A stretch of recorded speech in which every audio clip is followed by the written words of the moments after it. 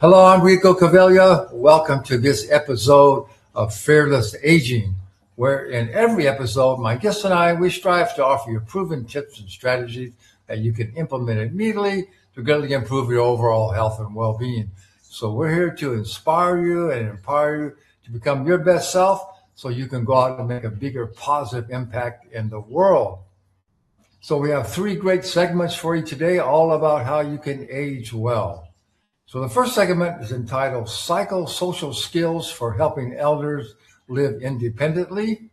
The second segment is The Power of Your Thoughts and Language for Healthy Aging. That's a really an interesting one. And number three is The Foundations for Self-Care as We Age. So before we get into it, I have a short message from our new sponsor. I highly recommend you listen to this and take advantage of this opportunity here. Stop forcing down those massive pills that end up in your toilet, not in your bloodstream.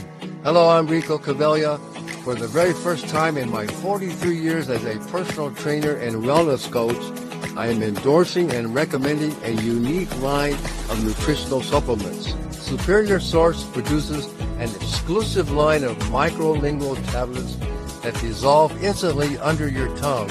I have a hard time swallowing large tablets and capsules, but these tiny tablets are the easiest to take I have ever found. These products are clinically tested for purity, potency, and have the highest rate of absorption. Microlingual tablets are ideal for those with digestive challenges and for infants and children, as there are no pills to swallow. They offer a full line of key nutritional supplements, including many for children. So why give these supplements a try? They're easy to take, highly absorbable, and inexpensive. Join thousands who have ditched their pills. One tablet under your tongue will make you a believer. All right, we're back. Here's our first segment, Psychosocial Skills for Helping Elders Age. Hello, I'm Rico Cavella. Welcome to this episode of Fearless Aging. And the title of today's segment is Learning How to Age Well. It's training for vitality and not decline. That's what we all want. And our expert guest today, her name is Angie Dortch. She's a content producer of Expressive Avenues Wellness on YouTube. She has spent 2 years facilitating a psychosocial wellness practice with independent living older adults, producing a 45% improvement in mental flexibility, physical perception, and kinesthetic awareness, which are key capacities for aging anonymously. So Angie Dortch, thanks so much for being here. Thank you. Thank you for having me. Well, my first question, first of all, I want to ask you, how you came up with this idea and how you saw the problem and how you wanted to help people age better. But my first question is, tell us what is psychosocial wellness? Psychosocial wellness is the name for the more subtle dimensions of wellness that this program focuses on. It's not physical wellness. It's not your diet. These are mental flexibility, physical perception, and kinesthetic awareness. So it's technically a psychosocial wellness program. Good. I like that because we haven't really talked a lot about that in the future. So this is going to be really interesting. Well, tell us just real briefly a little bit about your journey. How you decided to come up with this and how you developed your program. Okay. As you said, I'm a content producer for the YouTube channel, Expressive Avenues Wellness, which is where we have about 80 plus lessons for individual participants. And I taught at the University of Louisville for about 10 years. I have a Master of Fine Arts degree. So my background is from the performance aspect. And I developed this program with my mother at age 70, when she was 70, and she and I worked on this program together. We sort of saw a gap between a lot of what used to be I would call a paradigm shift that happened in our health system, from illness, which is give me a shot, give me a pill, to wellness, which is what can I do to make myself healthy and be active and engaged. So there was a kind of a gap in that. There's a big group of people that were retiring about the time that my mother was. And so we kind of put together the skills that I had developed as a performer and the skills that were needed as you age to age autonomously, which most people say they would like to be able to do. And so we put those into a program, and we started working on the program. And I spent, like you said, 2 years with a group of independent, active aging adults. And I had about a 47% increase in mental flexibility, physical perception, and kinesthetic awareness in that group. I assessed them every 10 weeks and tracked their assessments very specifically. And it was a really good turnout, really good response. So. Yeah, that's so good. That's such a needed skill. I really appreciate what you're offering. Yeah, we talk a lot, and just what I teach, a lot about, how to reduce stress, and then, how to eat healthier and exercise and sleep, all those things. But you have some real specific ideas, the things that can really help people. And yeah, I really like what you have to offer. So I guess my next question would be, how do you actually reach people? I know you have you have your YouTube channel, but on your YouTube channel, you have a lot of, they're like free videos and content that people can go and yes, check out. There are 80 plus lessons, and about half of them are facilitator directed. They're directly to a facilitator if you're facilitating a program in a retirement community or your neighborhood association. And then about half of them are directed to individuals. If you are just participating yourself or you're leading your own group, this is how you do it. So it's kind of a combination of both of those approaches. That's the main way to get involved and to find out about the program.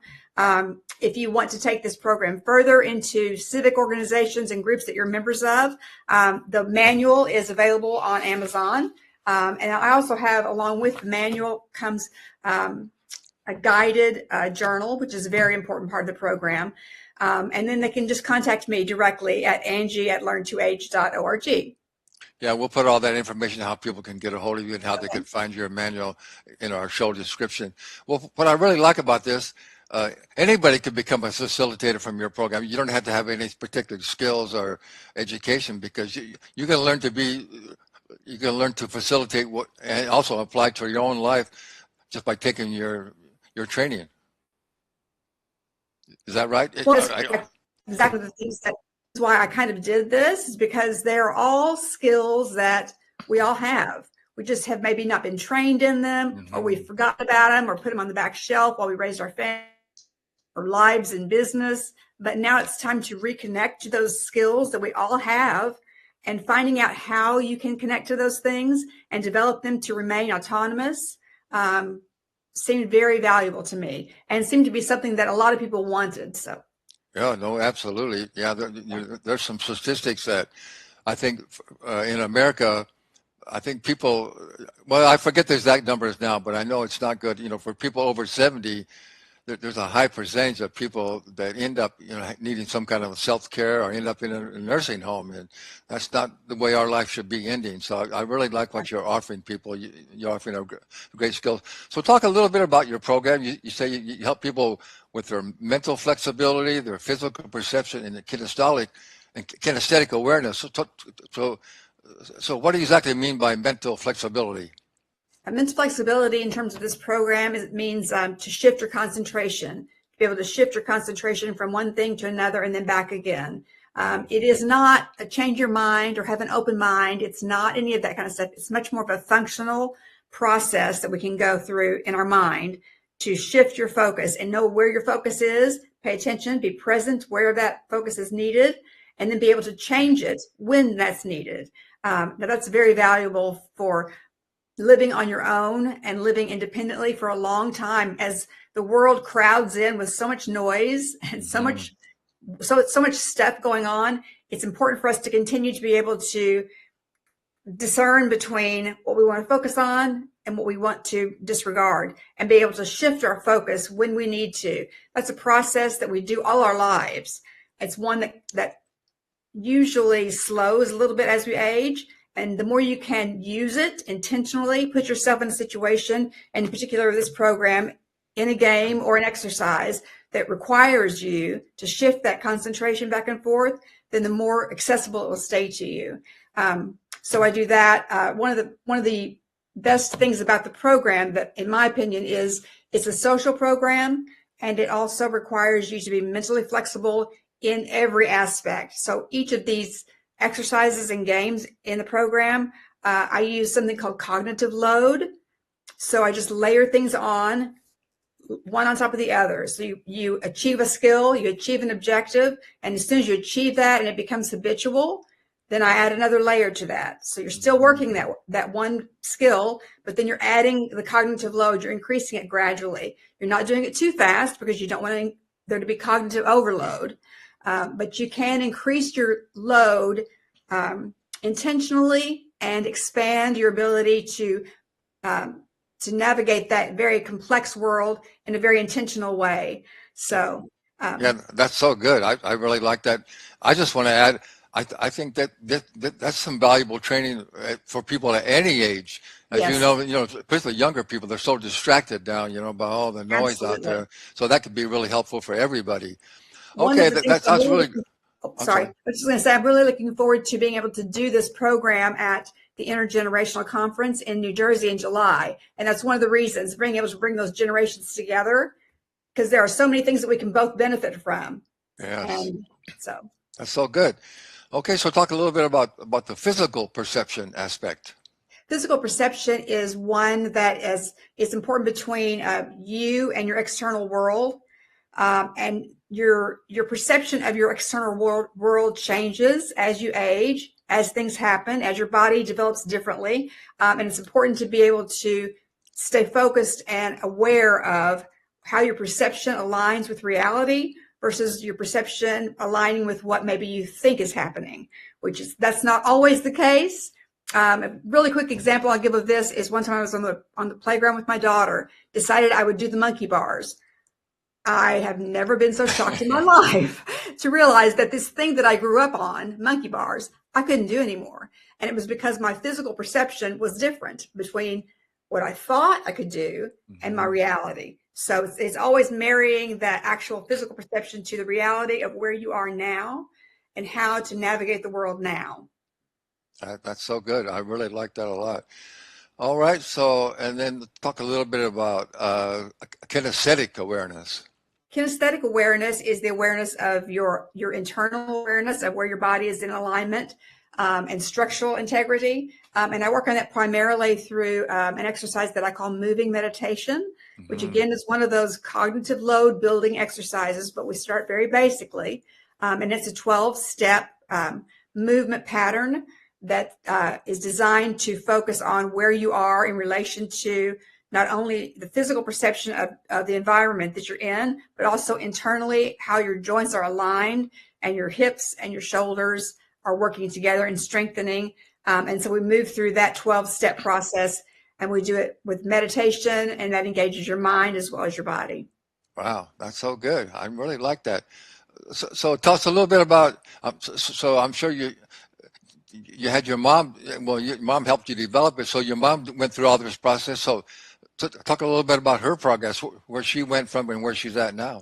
Oh, sure. Well, I grew up kind of in this world, so I was lucky. She was my role model. When she was 31 years old, she had 3 small kids, and she was diagnosed with type 1 diabetes. So she had no pancreas. She immediately got put on insulin. And if you recall, in the 60s, there wasn't a lot going on the diabetic front. But she knew that there was a better way to manage that kind of insulin than just, this is how much you're going to take, regardless of how much you eat, regardless of how much activity you have.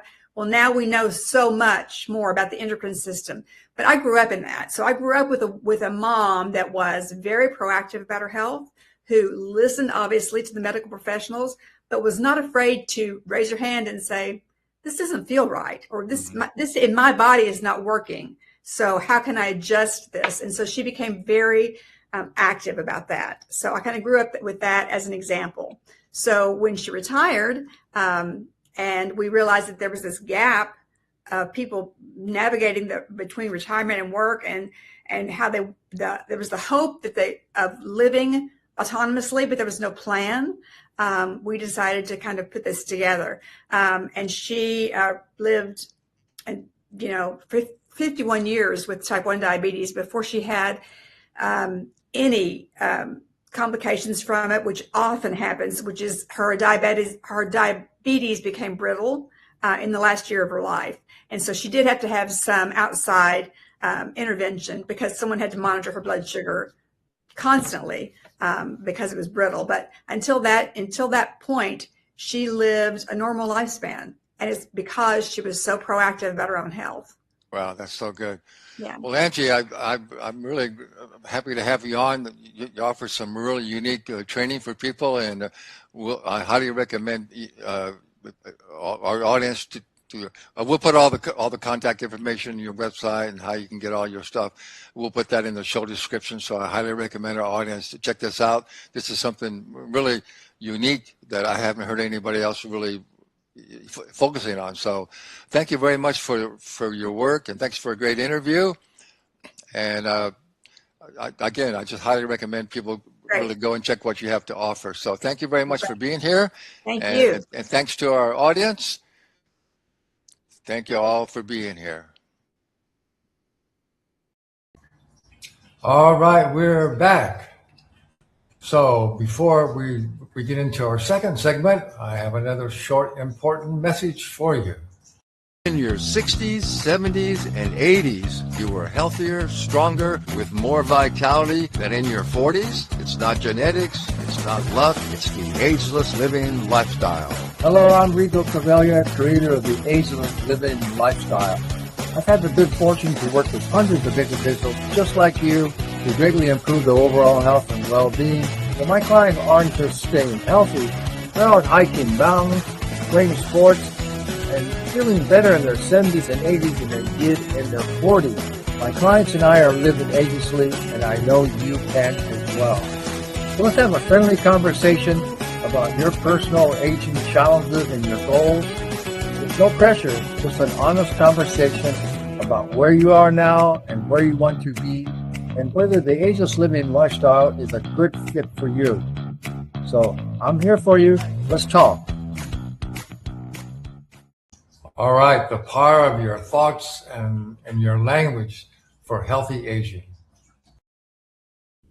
Hello, I'm Rico Cavaglia. Welcome to this episode of Fearless Aging.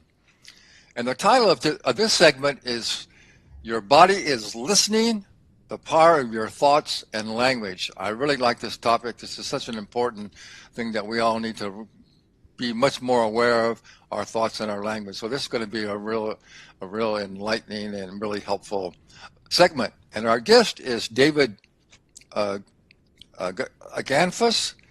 He, after navigating major personal and professional transitions in his life, he now helps people who feel stuck, overwhelmed, or run down regain clarity, balance, and forward momentum. His work focuses on identifying underlying patterns that affect both emotional and physical well-being. So he helps people feel better and function at a higher level in their daily lives. So David Gansfuss, thanks so much for being here.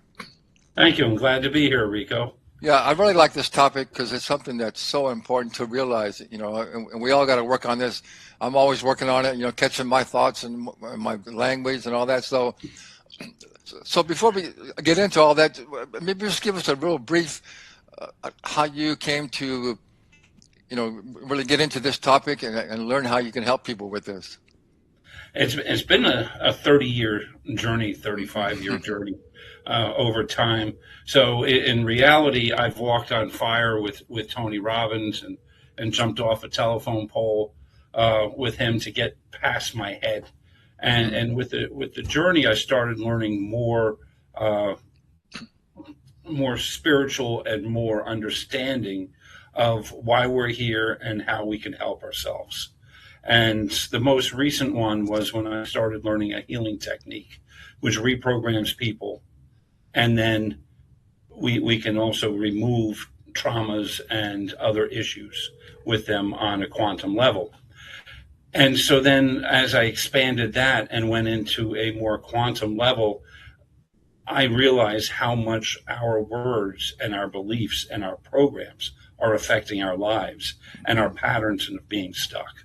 Yeah, no, absolutely. And just for our audience, and just in case you don't quite understand that, as we know from quantum physics, everything in the universe is energy, just vibrations of energy. Even our thoughts and our words are energy. So whatever we're saying about our life and what we're thinking, it's creating an energy, a force that's connecting with all the other energy. So it affects what's going on, our reality. Right? That's true, and it's even more than that. So if you think about a puddle of water, so if you take a calm, still puddle of water or even a lake, and you throw a pebble or a rock into it, you see the ripples go out. But the ripples go out, and then they go back in, and then they go out, and they go back in. Now, that's on the 3D level of where we are. Quantum-wise, if you took a ball of water and you started putting pebbles and dropping them in all over, now there's energy going all over the place. And that's the world we live in, is the quantum world. It's just that we are linear thinkers, so we only see things in a straight line, or we categorize it in a box instead of looking beyond that. And I work on what I say all the time, but my friends and associates will go, what did you just say? I'm like, oh, then I'll take it back. But our words and our thoughts are those energy waves that go out and they come back to us. And that's why patterns keep on happening, because we're bringing it back to us in the process. Yeah, that's all about, that's one of the first things what really got me into the spiritual path was when I learned about how our beliefs and our thoughts and our words are creating our reality. So that's such an important concept to understand, isn't it? That what we're believing and thinking is creating our reality. Well, when a child is born, they're programmed through their early years. They're basically like a computer getting all these downloads. Mm-hmm. So in fact, I've worked with people that have had trauma. And a quick story, when I had somebody working with me, there was trauma from when I was in my mother's womb. And I went to my mother and I said, what happened that caused so much trauma when you were carrying me? Mm-hmm. And she had to think for 2 days. But then she realized that the tavern that my family owned was shut down for a month. The ABC came in and shut it down. And she was a pregnant woman, young woman, with a child, not knowing what income was coming in for a month. And it affected me. Mm-hmm. And her thoughts and her fears and all that affected me. And how much programming we actually get over the course of time. And if we want to change our position and we want to change what's going on with us, we have to really look within. Yeah, that's so good. That's such an important thing. Okay, so well, let's talk a little bit about your program that you I know you help individuals, and you also help spiritual healers and stuff who isn't it kind of true, people that have some ability to help other people that can't, it's hard to end up helping your own self, right? So that's another important thing that you work on. But anyways, so let's talk a little bit about how you some of your modalities and how you work with people and how you actually are able to help them release these energetic blocks. Well, I use kinetic testing, kinesiology. So that's proven. And in reality, kinesiology's tapped into our subconscious unless we redirect it somewhere. So our subconscious knows what's going on with us. So asking questions of the subconscious, you can get the answers that you want. But what happens? Define a kinetic testing or like muscle testing. Define that in case our audience doesn't know exactly what that is. It's muscle testing. So let's say you went to a nutritionist. The nutritionist would use muscle testing to see if a vitamin or a food was good for you.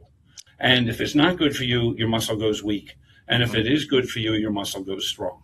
Mm-hmm. And then I use it in the yes and no answers and sometimes maybes. Okay. So it's the same type of thing. And it's been proven in science that kinetic testing is accurate and a valid form of testing. Yeah, so the concept is our bodies know what is good for us and what we need to know. But we just have to find more and more techniques for tapping into that knowledge that our body already has. Correct. Okay. And the thing that we really have to pay attention to is our bodies are listening to us. Mm-hmm. Our bodies are always listening. So when you go out and you say, oh, this is going to be a terrible meeting. Yeah. Okay. I can guarantee you it's pretty well going to be a terrible meeting. Yeah. If you say, I'm looking forward to this meeting, it's going to be a good meeting. It's going to be quick and we'll get out early. It changes the dynamics of it. Yeah. Just like when you pick on yourself and yourself, why do you always do that? You call yourself an idiot. They've tested water. There's a Japanese doctor who's tested water, and they took pictures of it and with words. So if you said loving words, kind words, humble words, they turned into beautiful snowflakes. And if you use negative words, it turns into something ugly when you look at it through a microscope. Yeah. And our bodies are mostly water. So when you say something bad to somebody, or even with a child, and you're telling the child that they're no good, they're lazy, or whatever it is, their whole body's adapting to that energy that you're sending out. Yeah. Same thing with your body. If you or somebody else is talking to you that way, then your body's adapting to what's going on with the words. So your words are everything. And we don't talk to our bodies. We don't take control of our bodies. And the worst thing I hate is if a doctor gives you a diagnosis and you own it. Don't ever own a diagnosis. Just prove them wrong and set it in your mind you're going to prove them wrong. That's not my reality. My reality is this. I am healing. I can heal. I am healed.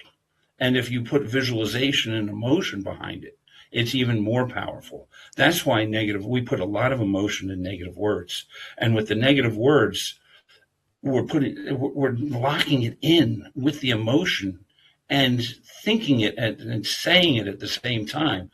If we visualize the good, the positive, it'll bring that in. We're actually have to project into our future. And in our future, we will see things changing based upon what we're expecting and what we're talking about. Yeah, that's so good, David. I just want to add on that. I think, like, if you get a diagnosis, well, let's say you get a diagnosis that you have some form of cancer. So instead of saying, I have cancer, just say to yourself, okay, I have some imbalance in my body that needs to be healed, and we're going to get our body back in balance, and it's going to heal it. Right, exactly. And you need to be in touch with your higher self. And you call it intuition, because most people understand what your intuition is. And men can have intuition just like women. It's just sometimes a little easier for women due to thought patterns and all that.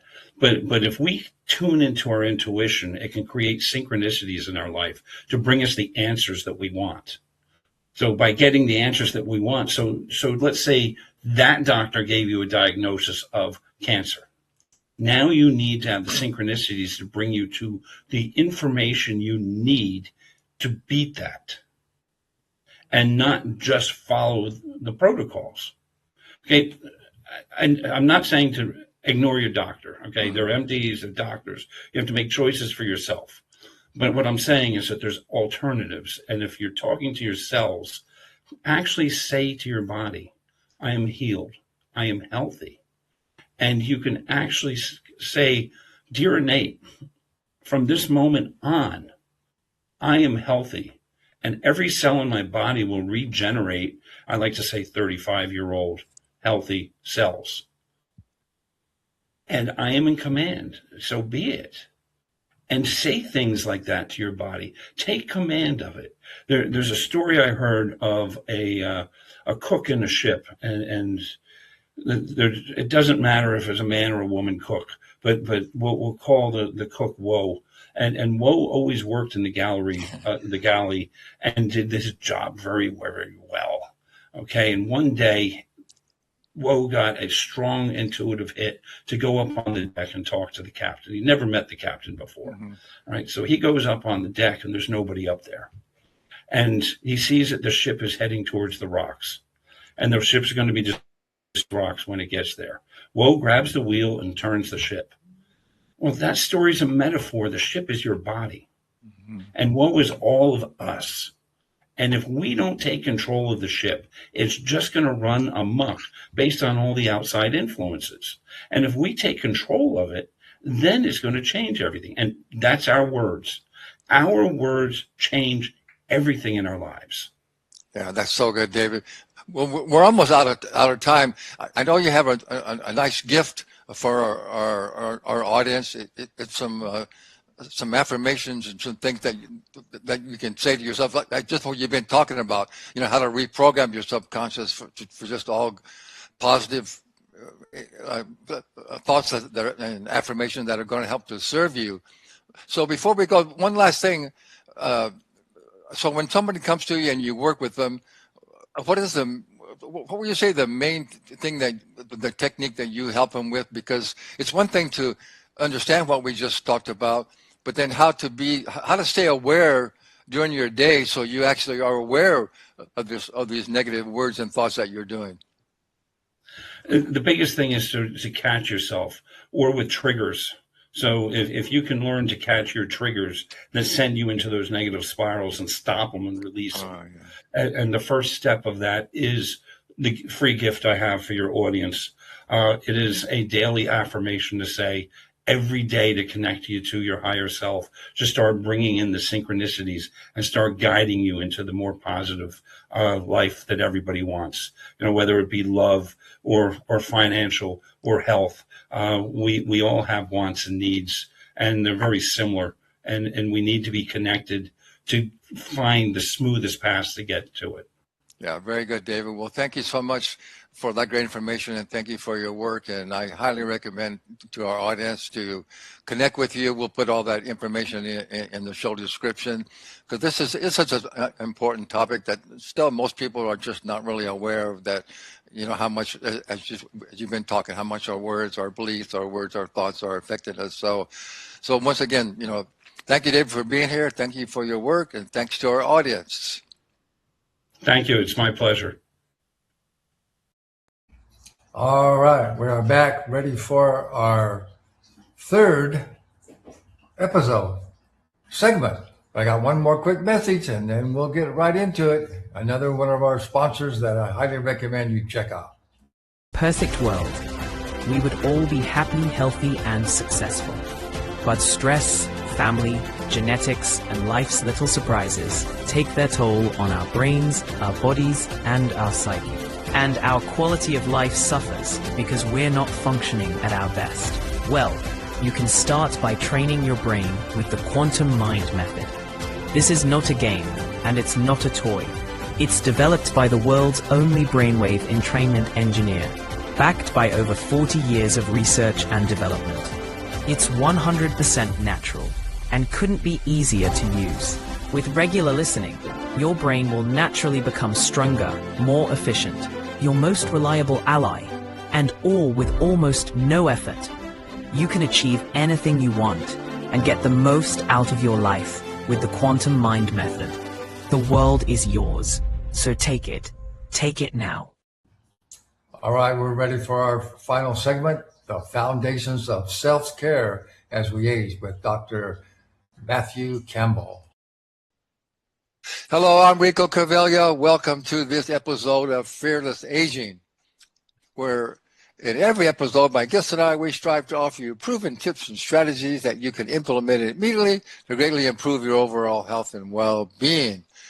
So the title of today's episode is Returning to the Basics of Self-Care for Mental and Physical Good Health. And our expert guest is Dr. Matthew Campbell.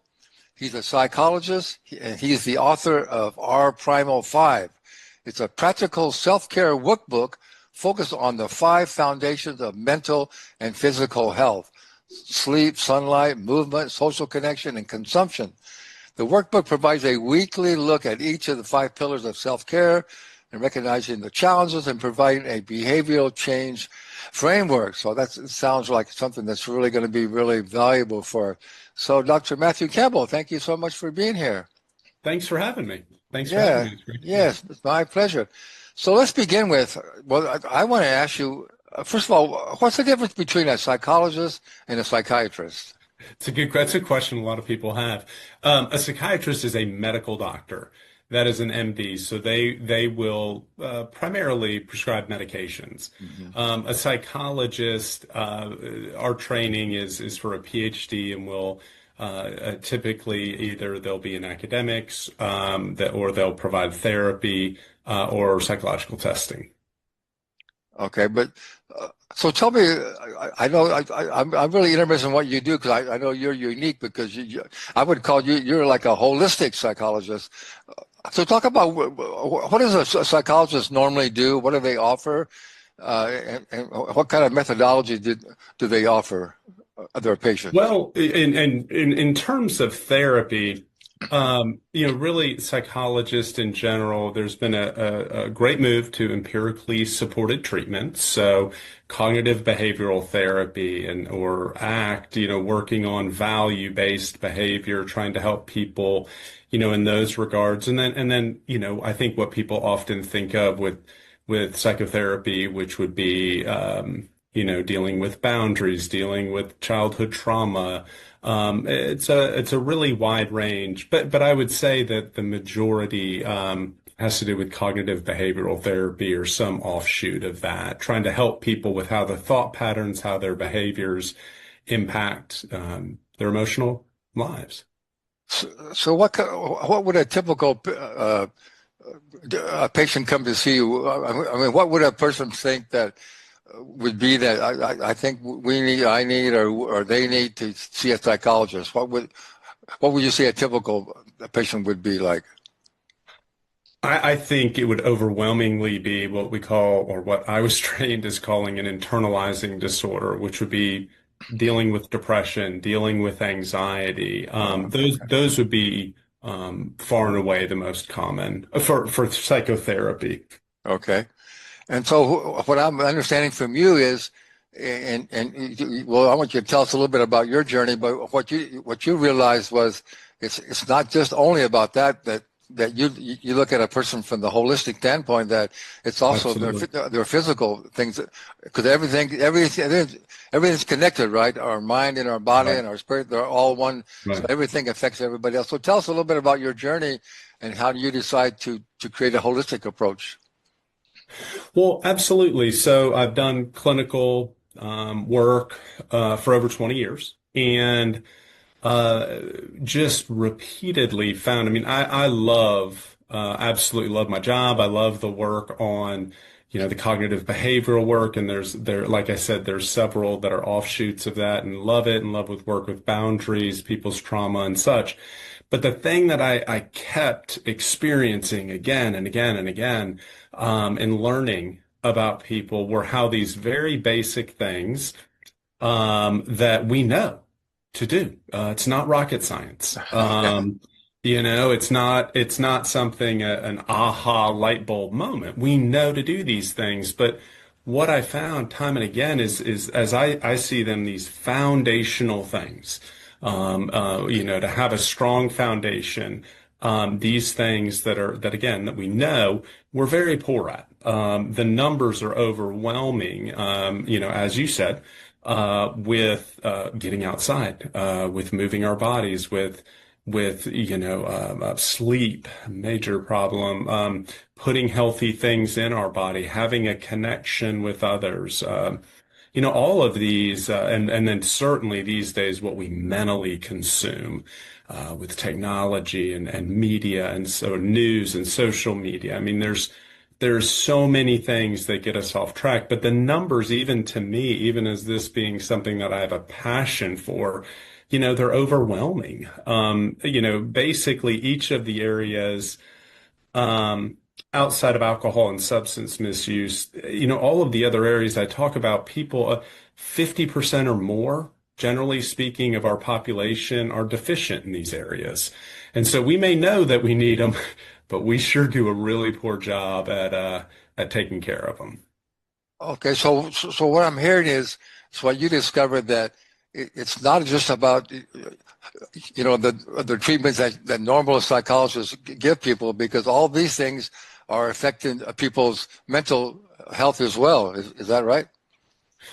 Absolutely. Absolutely. And sometimes, it can go either way. For example, depression can lead to reduced activity and more time inside. So it's not necessarily just one direction or the other, but here's the beauty is that, in a world where it can feel like there isn't a lot that we control, particularly control things that affect us. These are things that we can have control over, and we know that exercise, research suggests the exercise is as effective as an antidepressant. We know sunlight has a profound impact on our mood.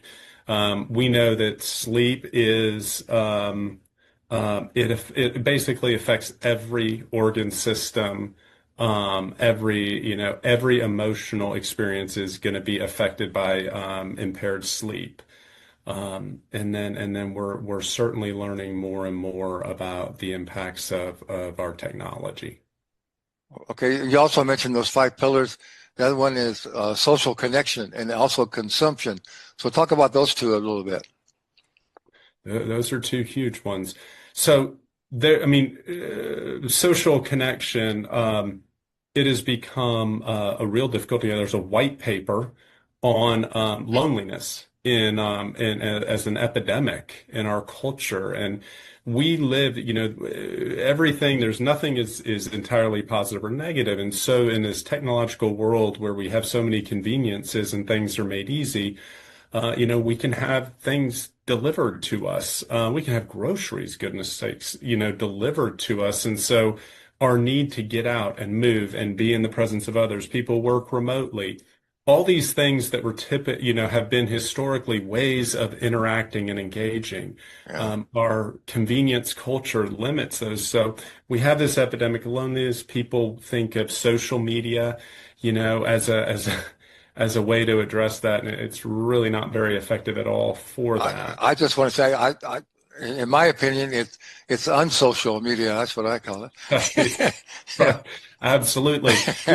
Rico, to your point, I've had, you were talking about this, mind-body connection. I've had clients that have come in that I've worked with, and they have like really compelling stories. They have, traumatic events, very, great losses that they've dealt with, and I think of it with social connection. I mean, we're social animals, we're pack. We're made to be around one another. It's how we're wired. And I've had people who, may have a clinical diagnosis, but I've been amazed that, once they get connected, once they feel that care, connection, part of a group, part of just a friend or two, the profound impact it has. Yeah, you also asked about consumption. Yeah. And consumption's the big one, right? Because it's what we put in our bodies in terms of physically, but it's also what we mentally and physically consume. And I think that, like one I would pick out just because I think it's not something that people think about quite as much, and that's news consumption.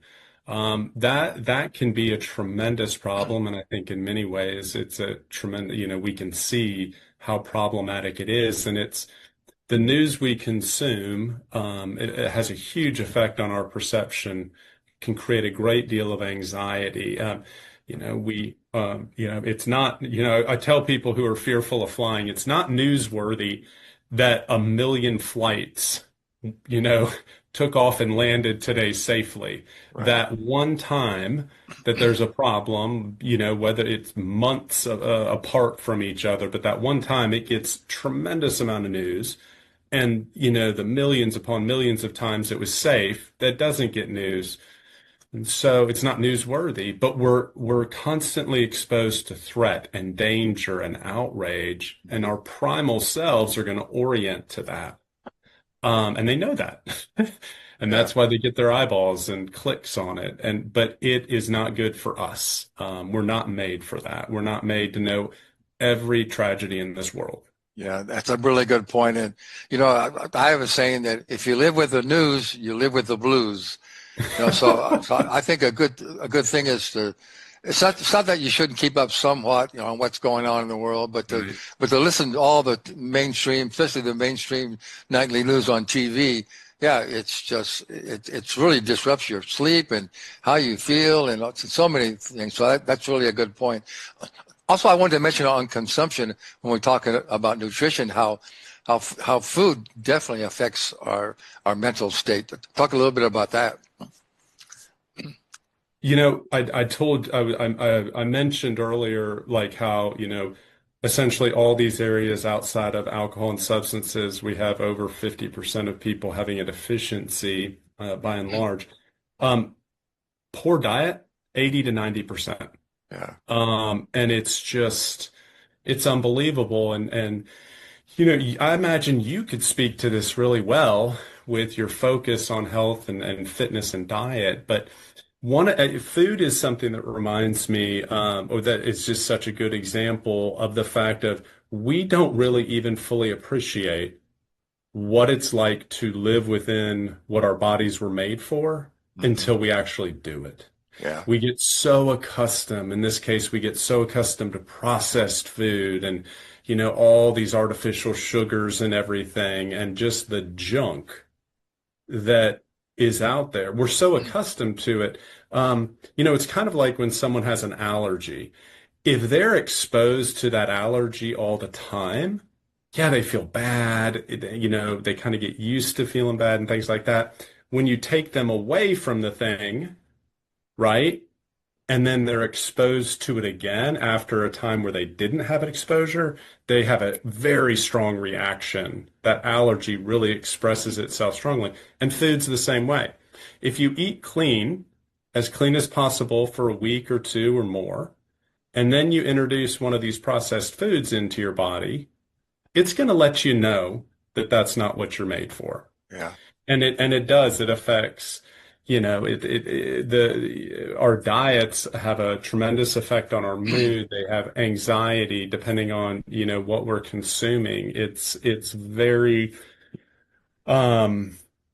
inflammation, obviously, mood stability is off with poor diet. But again, you have to clean it up before you can truly appreciate how much of an effect. Yeah, no question about it. I just want to add, it's true that people who are not eating a healthy whole food diet and not getting the nutrition that our bodies really require to function optimally and are not exercising on a regular basis, they don't really even know what it feels like to be healthy and energetic. They just, most people are just going along with what the normal is, and they think that's what's normal, and they don't realize what's really missing, what they can do when they really get into self-care. So that's all really good stuff. So those are the 5 things that you address in your workbook. And Right. just before we talk just a little bit more about your workbook and what people can expect, how it's going to help them, I just want to mention a little bit talk just a little bit about why self-care is so important, because I think people also we've gotten into this thing that we think, oh, I don't have to worry about my health. I'll just go see my doctor and they'll take care of me and all this stuff. And what we really need to the message need to get out is, if you want to be healthy, you've got to take responsibility for your health. So self-care is so important. So just talk a little bit about that.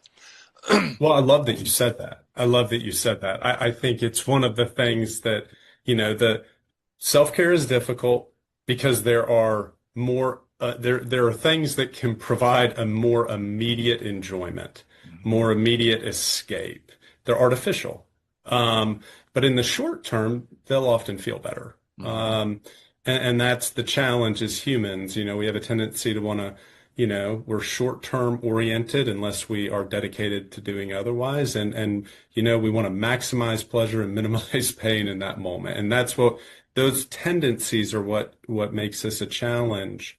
But absolutely with what you're describing, I probably not so eloquently, say there's a pill for that. That's a difficulty for us. It's like, how about we get outside unless we have a vitamin D deficiency that sun exposure won't help with. Okay. Like these medicines and such, they're absolutely wonderful that we have them, that they're available. But how about we do the lifestyle things such that we don't need this? Yeah. And I just don't think, like, you living in beautiful California, and those of us living in southern states, we get a lot of sun, but those who live in, places with, the Northwest, they don't get as much sun. They really appreciate just how much of an impact it has. But, Yeah. that's one example. How wonderful would it be to eat cleanly, and perhaps a lot of people have to take fewer, cholesterol meds. Perhaps, that would be, I mean, there's so many. How about not having to take a sleep med or something, that we call a compensatory technique, like overloading with caffeine? How great would that be to just lay? How about we get that sleep that we need? Yeah. Um, And the thing too with medications, all these pharmaceutical drugs have serious, well, I know I shouldn't say all of them, but they have side effects and primarily we don't need all the things that we're dealing with are not a lack of drugs, right? It's a lack of, like you say, of self-care, really. That's what's Right. really a lack of, and so, and as you said, I mean, our medications can save your life when you have a acute situation, but for most normal chronic illnesses, most of the mainstream medicine, what they offer is not only not very effective, but it can be downright dangerous as well. I really agree. These things definitely have a place for us. Yeah. But in a culture that has so many easy buttons, if we can sit back and think to ourselves, is that a good idea to always be pushing the easy button? And of course, the answer is no. Of course, the answer is the more natural we receive, the more we benefit. And so, Rico, one of the ways I think of this, did you ever see the Saturday Night Live skit?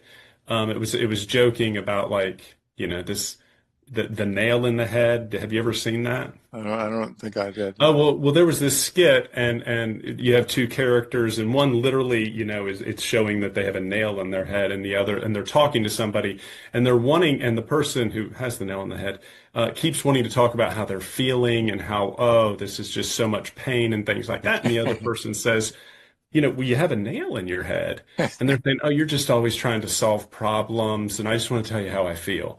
And they're like, but you have a nail in your head. And they're going back and forth. Well, to me, our self-care is the nail in the head, right? And getting lost in, sometimes we get so lost in, and you asked me this question about how I got here, from, a more holistic, as you described, way, is that so often it's just something, very basic that we can do for ourselves. And we can get lost in it by focusing on so many other things. And that's not to say that people certainly deal with depression and anxiety, and it's not just this. Certainly one wouldn't give that impression. But it's huge. And it will help. And even if otherwise to treat it, having that solid foundation is going to make it more treatable. Yeah, that's so good. Well, we're just about out of time. So just take a real quickly talk a little bit about we'll let people know how they can get a copy of our Primal 5 workbook. We'll put that link where they can go and get a copy of that. But just talk about just a little bit about your workbook and how it can help them.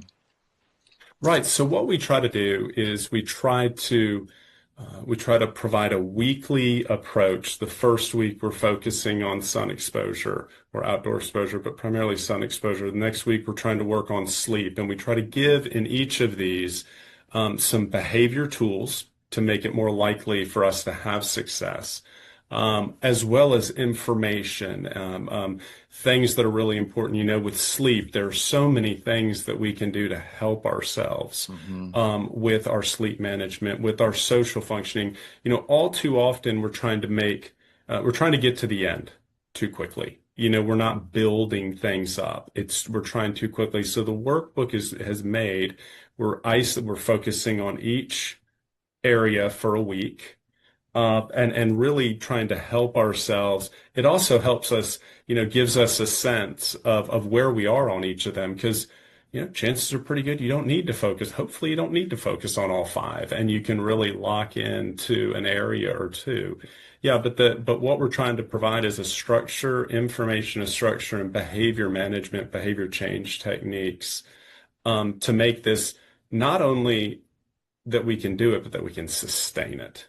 Yeah, that's so good. I really like that a lot. Well, I just want to add here at the end is that it's quite well known. If you want to be successful in anything in your life, you got to step up and take responsibility for it, right? So Right. you got to take responsibility for your self-care and for your health, both mentally and physically. So, Yes. Dr. Matthew Campbell, thanks so much for your work, and thank you so much for being here. I really enjoyed our conversation, and that was really good. Thank you very much. Thank you. All right, that's our show for today. We're just about out of time. So if you like today's episode, please tell your friends about the Fearless Aging show. And also, I'll put the link where you can actually subscribe to our show in the channel. So thanks for being here, and go out and make it a wonderful day for yourself.